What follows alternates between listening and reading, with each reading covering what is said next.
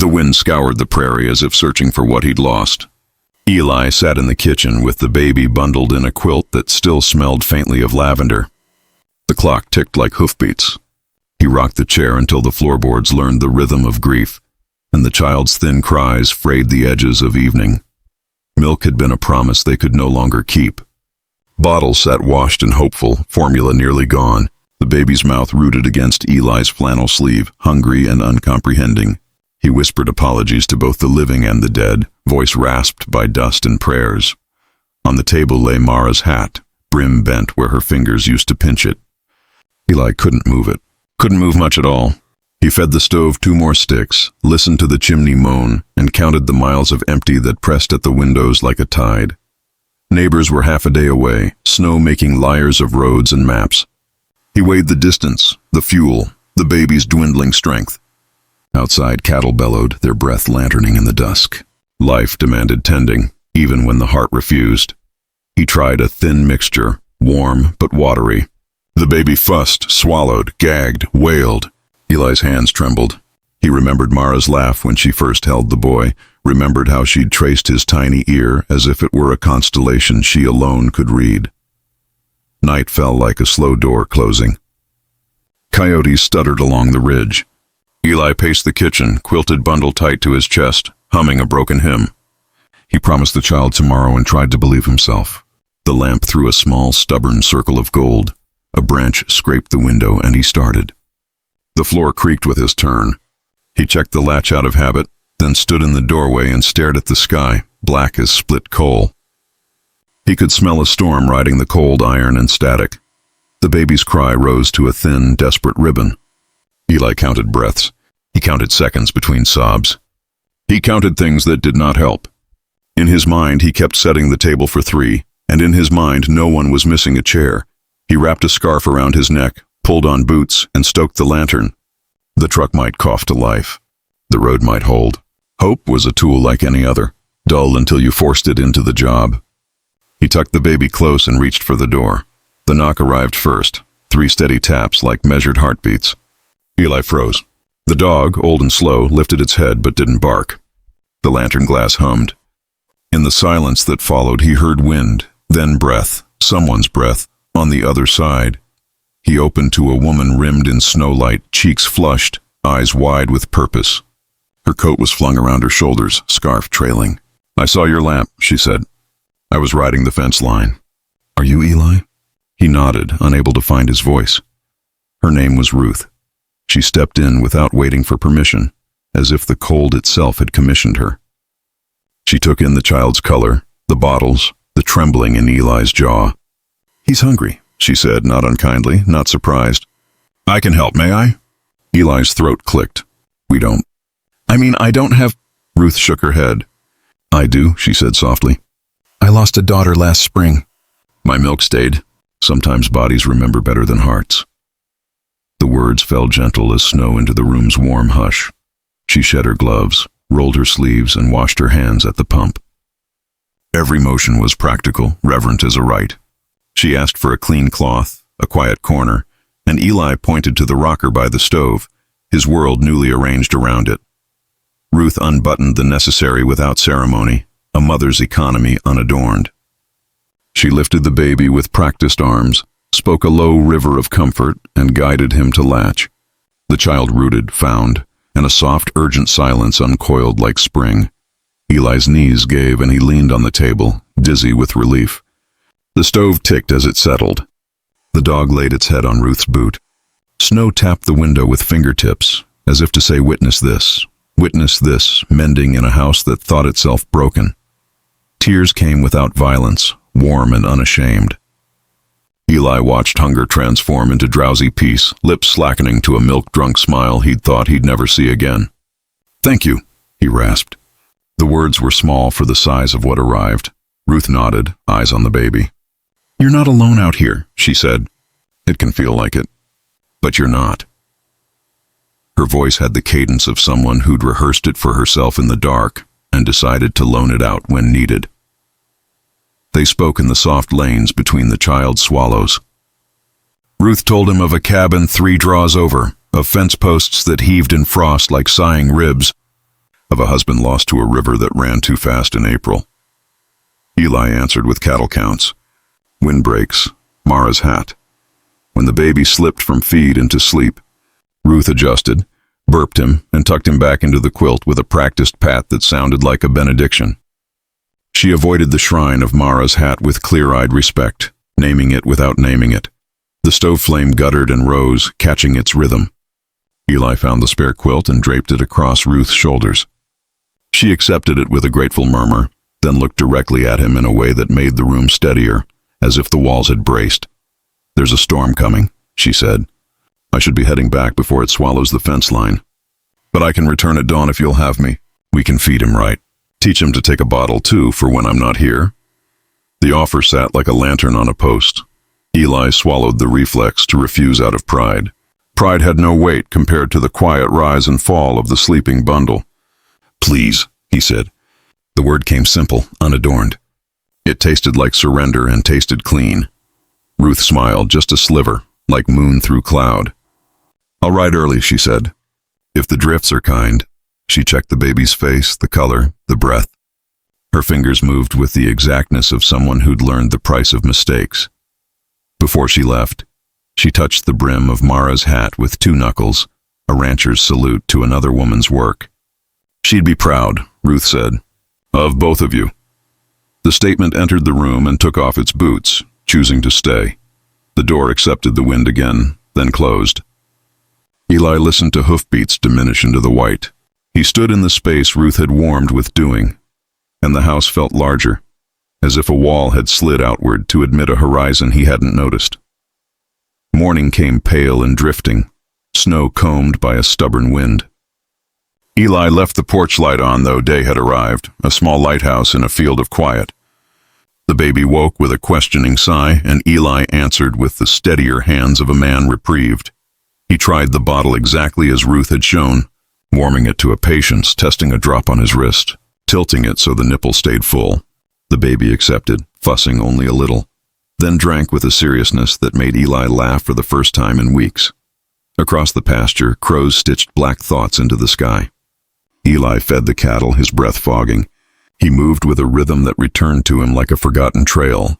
He looked back often at the lamp in the kitchen window and found himself moving faster. By mid-morning, hooves drummed soft over snow crust. Ruth rode in, scarf streaming. She waved once, the gesture clipped and pleased, as if greeting a plan that had agreed to be sensible. Eli felt relief open in his chest like a barn door. They settled into a routine that didn't ask permission. Ruth fed the baby, Eli set coffee, and the dog transferred loyalty to whoever held the quilt. They timed chores between naps, the house ticking again with work instead of waiting. Ruth taught him tricks, how to coax a sleepy latch, how to watch the swallow, how to recognize the little fists that meant air. She handled the fragility with a competence that shamed Eli's panic into silence and offered it a chair by the stove. They spoke of small things and large things in the same tone, because out here all things were survival. Salt blocks and mourning, fence wire and names. Ruth's laugh returned after its long season underground, and Eli's joined it, rough but serviceable. When she left each afternoon, the house no longer echoed so sharply. Eli learned the timings by heart, the interval between feedings, the hour the light slanted just so across the crib, the minute the coyotes would begin their distance-keeping chorus. Word traveled the way it does where roads are few. A sack of formula appeared by the gate, a note pinned under twine. For the little one, R. A neighbor's boy came to balm a hinge. The world, which had seemed checked out, scribbled back, present. One night the storm arrived like a verdict. Wind leaned on the house with its full weight. Snow braided itself into ropes and threw them across the yard. The lantern guttered and braved. Eli pressed the baby close and listened for hooves that didn't come. Dawn found the world erased. Fences wore smooth white shoulders. The barn door had grown a lip. Eli shoveled a path to the porch with a fury that felt useful. He refilled the stove, boiled water, and rehearsed what he'd say if Ruth couldn't make it. By noon, a figure emerged, a moving comma in the sentence of storm. Ruth staggered onto the porch, face iced with determination. "You leave your door unlocked for me," she gasped, half laughing, half scolding. Eli took her arm, gratitude louder than weather. They warmed by the stove, steam lifting from coats like ghosts taking flight. Ruth's hands were red with cold but steady. "He okay?" she asked. Eli nodded, just short of tears at the sound of her ordinary question. The baby reached a sleepy fist toward her. As the storm hurled itself against the walls, they sat shoulder to shoulder, a long companionship condensed to a day's siege. They traded stories like logs, each keeping the flame. Ruth's river and Eli's ridge, the daughter she'd named June, Mara's hat. When the wind finally tired and lay down, the quiet rang. Outside, the world glittered with the lie of innocence, all edges softened. Ruth stood stretched and the house creaked as if in reply. "We made it," she said. Again, spring crawled in, clumsy and honest. Calves found their legs, mud found everything else. The baby learned to smile without milk's coaxing. Learned to track Ruth's footsteps and Eli's shadow. Learned that a kitchen can be a universe that always returns. Ruth came less often to feed and more often to visit. The baby took bottles well now, though when he was sick or storm-shaken, he pressed to Ruth's heartbeat and found the door back into calm. No one questioned the map. It worked. Eli fixed the fence with the competence of a man who remembered what tasks were for. He talked to Mara under the cottonwood, hat on his knee. "We're okay," he said. "We're changing, but we're okay." The leaves answered in their grammar of light. On the first branding day, neighbors arrived like weather with hands, jokes, and casseroles. Ruth stood at Eli's elbow calling weights, marking tags.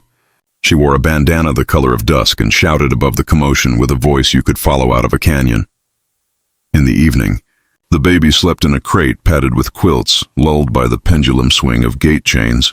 Eli caught Ruth watching him the way one watches a distant thunderhead, not fearful, but attentive to power. He felt seen, not measured. They didn't speak of replacing or filling. They spoke of adding, of rooms made larger by careful work, of chairs at tables that could hold both the empty and the newly occupied. Grief took a seat and learned to pass the salt. Summer wrote its bright paragraph across the pasture. Ruth brought jars of something sweet and tart. Eli learned to bake cornbread that didn't shame him. The baby learned to giggle at dogs that pretend to be serious and at men who try the same. Sometimes at dusk, Eli found Ruth on the porch steps, hands folded, eyes on a horizon no map could chart. He sat beside her and didn't talk until she did. She spoke of June, voice a thread that tied itself to the air and held. They decided nothing and everything in those silences. The house, once a place of loss, became a place of keeping. Heat, laughter, names, the sock that always lost its pair and turned up at perfect times. The hat stayed on its nail. The shrine became a memory. Autumn set the cottonwoods on slow fire. Ruth came with a box of baby clothes folded into careful squares, each one a story of a child who hadn't outgrown them in time. Eli held a blue sweater soft as apology and swallowed around the ache. He said thank you a dozen ways that weren't words. Ruth heard each one. She held the baby as if both of them were made of porcelain repaired with gold, seams bright where the breaks had been. Stronger for their honest mending. The first time the baby tried to stand, he grunted like a calf wrestling gravity.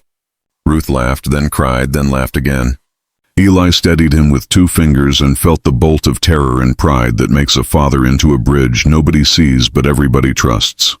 When winter returned, it found a house that knew its work. Storms visited and were fed, then sent on. The baby cut teeth and learned fury. The adults learned patience and the many uses of a wooden spoon that never touched a child. One evening Ruth arrived late, hat low, eyes shadowed with a long day. Eli handed her a mug without asking, and put the baby in her arms as if finishing a sentence they had been co-writing since the knock. She exhaled and the room unclenched. Snow hushed the world to listen. The baby, near sleep, patted Ruth's collarbone, then Eli's cheek when he leaned close. 3 hearts arranged themselves in a small, strong triangle that geometry would envy for its endurance. Ruth met his eyes across the top of a drowsy head. The look wasn't a question. It was a recognition. 2 lives, once misaligned by separate losses, had turned until they found a shared north. It didn't erase anything. It drew a map over everything. They moved slow, like people who understood the cost of hurry. Papers waited. Words waited. Work did not. The days filled anyway with a rightness that didn't need a label to keep from spilling. They fed, they fixed, They listened, they laughed, they stayed. On the anniversary of Mara's passing, Eli built a small bench under the cottonwood and carved her name into it with a patience that felt like prayer. He asked Ruth to sit with him, and she did, quiet, hat off, hair a line of shadow against the sky. They spoke to Mara aloud, not to conjure, but to include. Eli told her about the baby's stubbornness and Ruth's patient hands. Ruth told her about June and the fence line, and the way grief and gratitude sometimes hold hands when they cross a road. The wind threaded leaves into applause. The baby chased a moth of light on the porch, hands quick, laugh quicker. The dog supervised. The house watched from its windows like an old friend who finally relaxed into the sofa. When spring rolled its shoulders again, Ruth moved a trunk into the spare room. Nobody called it moving in. They called it sense. They called it staying for breakfast and not needing to leave before the eggs cooled. They called it what it was: home lengthening. Eli found himself sleeping longer, worrying shorter. He'd wake to the soft murmur of Ruth telling the baby a story about a river that knows its way in the dark. He'd lie there and listen to the braided music of their two breaths and the stove's polite draft. On the child's first birthday, neighbors came with pies that bowed the table. A small cake wore one stubborn candle. Ruth held the baby while Eli lit it, hands steady, eyes bright. They sang, and the tune fit the room as if it had been measured for it. After the party, after the dishes, after laughter took its boots off and rested, Ruth and Eli walked the fence line in the violet hour. They didn't need words. The world had given them its simplest math. You plus me plus him equals more than 3. They stopped at the ridge where he'd first seen the lamp as beacon, and she'd first seen a house that needed knocking. The pasture breathed. The sky remembered 1,000 sunsets and offered this one as proof of habit. The baby slept, warm and heavy, in Ruth's sling. Eli touched Ruth's sleeve. "Thank you for knocking," he said. Ruth shook her head. "Thank you for opening," she answered. Between them stretched the smallest, strongest bridge. An ordinary door, a steady hand, a child fed, a life resumed. Winter would come again. Rivers would run too fast. Fence posts would heave. Hat brims would bend. But now there were 3 sets of footprints in the snow, 3 mugs on the table, 3 reasons to keep the lamp trimmed against whatever crossed the fields at night. When the coyotes stitched their distant song, the baby rolled toward the sound, then back into the warm. Ruth's hand found Eli's on the quilt, fingers weaving with the calm authority of someone fixing a braid.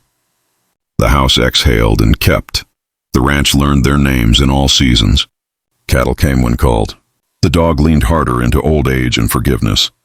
The cottonwood kept its promises, leafing and letting go on schedule. A tutor in the lesson nobody graduates from: change. Sometimes, when the world frayed at the edges, Eli would sit with the baby and point out constellations through the window, mapping them to fence corners and creek bends. "See," he'd say, "we're part of it, not lost." The baby would nod as if he truly knew. Ruth stitched quilts from shirts too worn for work, piecing stories into warmth. She set one aside, blue as river, brown as earth, white as first snow. She embroidered 2 names in the corner, then added a third without drama, and folded it for hard days. The knock that began it all faded into memory, but its echo remained, a kind of vow. Keep the door oiled. Keep the lamp lit, keep the table set. Not because rescue will always arrive, but because hospitality makes surviving easier while you wait. On the longest night of the year, they ate stew that had been cooking since morning. They spoke of plans that weren't grand but were faithful: calves to wean, irrigation to fix, a shelf to build low enough for small hands to reach their own cup. After dishes, after the baby clapped for himself, after the dog sighed like a hymn, Ruth and Eli stood with foreheads touching, breath a small cloud they shared. Outside, stars took their posts. Inside, the future did something radical. It stayed. In the years that followed, grief came less often with its boots on. When it did, they made a place for it by the fire and let it warm itself before asking for news. It always left with thanks. The baby, no longer a baby, learned the language of storms and comfort. Neighbors told the story with the accuracy kindness allows. It always began with a lamp and a knock and ended with a table that never ran out of chairs. Sometimes they changed the weather for drama. The truth didn't mind. It had plenty of weather of its own. Eli kept Mara's hat on its nail, and sometimes he wore it when he needed a courage that felt borrowed rather than invented. Ruth would touch the brim with two knuckles and smile, a salute not to the past alone, but to the way the past can hold the present steady. When the boy asked about his mothers, they answered with names and laughter and tears that did not scare him. He understood that love sometimes takes turns holding you, and sometimes it stands shoulder to shoulder and lifts the same thing together. One evening, years from the knock, the river ran fast again and Ruth stood beside it, eyes on the current. Eli joined her, their shoulders aligning like the edges of a gate. "It took so much," she said. "And gave us to each other," he replied, and neither answer argued. They walked home slow, stepping on the dry backs of old worries that had learned to lie down. The house waited, warm and willing. The dog dreamed a young dog's dreams. The boy plotted a fort that required more rope than any reasonable fort should. At bedtime, Ruth told the story of a lamp that taught the dark some manners. Eli added the chapter about a door that remembered how to open. The boy inserted a coyote with excellent comedic timing. They all agreed the story sounded true. When storms prowled the horizon, they set the table early. When drought pressed its thumb to the creek, they hauled and rationed and sang anyway. When calves came wrong, they righted them. When joy arrived, they fed it and did not apologize for seconds. The ranch didn't get easier. They got stronger. Strength looked like a woman riding through a snow-walled world, like a man washing bottles with gentler hands, like a child learning that hunger can be met by people who refuse to leave. Sometimes, late, Eli would sit by the window and watch the lamp throw its reliable circle. He'd think of how small a signal it had seemed that night, and how huge its message had been. He'd whisper thanks into the glass, and the glass would hold it until morning. Ruth, waking to the boy's soft footfalls, would pull him into the quilt and listen to his dreams pour out like grain. She'd think of June, not with the ache of absence alone, but with the fullness of a love that had found new rooms and kept her picture on every wall. On the anniversary of the knock, they baked a cake they didn't need and invited no one and everyone, which is to say they ate it on the porch while the dog begged successfully. "To doors," Ruth toasted. "To lamps," Eli answered. "To hungry babies who grow," the boy added. They laughed, and the sound traveled the pasture like a trustworthy rumor. The cottonwood lifted its leaves to eavesdrop. Somewhere, coyotes rehearsed their distance, satisfied with their role in a story where the house always kept its light. When at last the boy could carry wood without tripping, Eli watched him cross the yard, a small, sturdy figure against the bigness. He felt the old fear rise and the newer courage answer it, and between them a bridge formed, practiced and strong. Ruth stood in the doorway with a towel over her shoulder, hair caught in late sun. Eli thought of all the names for salvation he'd ever heard and decided most of them were too fancy for what actually saves you. A knock, a yes, a meal, a hand. They went inside because the stew was ready, and because night was coming, and because that's what you do. You tend the flame. You feed the hungry. You forgive the day its bluntness. And you lay your tired head between people who remember how to keep you. Years turned the hat's brim softer. The bench under the cottonwood grew smooth where many hands had told it their news. The river continued its single-mindedness. The lamp kept its post, and the door, well-oiled, kept swinging on the hinge of grace. If anyone asked for the lesson, they gave it plain. Grief will starve you if you let it, and love will find a way to feed what's crying. Keep a light on. Keep the door oiled. Knock when you're passing. Answer when you hear it. That's the whole of it, more or less. The boy, older now, would add his own amendment. Also, don't skimp on cake, he'd say. And Ruth would laugh, and Eli would pretend to consider a counter-argument, and then offer seconds that proved him a coward in the face of good frosting. And so the story settled into the ranch like another season. Not over, not finished, just ongoing, the way weather is ongoing. Every day wrote another line beneath the first ones, and none of them erased what came before. They all learned to read that way. Some nights, when the stars were shameless and the air smelled like cut hay, Ruth and Eli would stand in the yard and feel the quiet lift them an inch off the ground. "We did all right," Eli would say. Ruth would nod. "We answered," she'd correct, and he'd agree. The last word belonged, as it often did, to the door. It opened and closed, letting in wind, neighbors, errands, Laughter, apologies, and the same small miracle repeated so often it became ordinary. The sound of someone arriving. They slept. The lamp burned low. Coyotes stitched. The river planned April. The hat kept watch. And the child, fed, loved, and loud in his dreams, turned twice in his blankets and settled with a sigh that sounded exactly like a house relieved to still be full.